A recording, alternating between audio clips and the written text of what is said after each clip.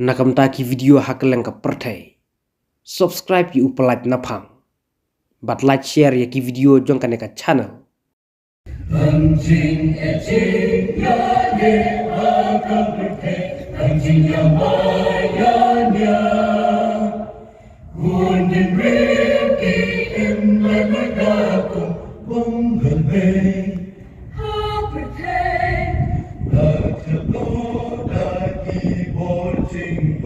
Bojong usaitan Kaperkei don kamyamika Wan putran Sin syaya berkei Wan kahima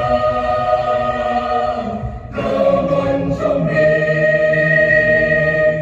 Wan kahima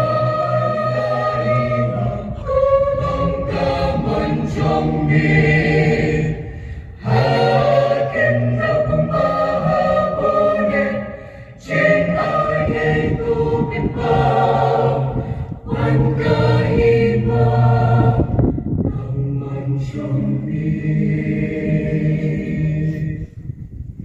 Wan sin syarya berkei badung Nidang kamyangi Ben syaibornya ikun jambi Yalam trai Ika trai Angin loka Jing syai Rata jing kembali Trim Menjambi Kan sen syai hari Ya yalam Tu ben syaibornya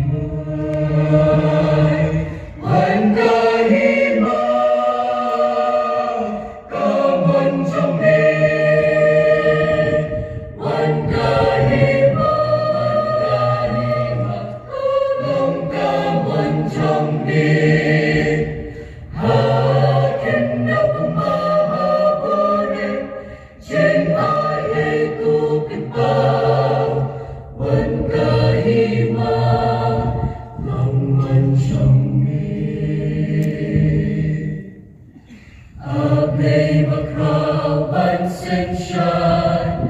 Sen şaya bete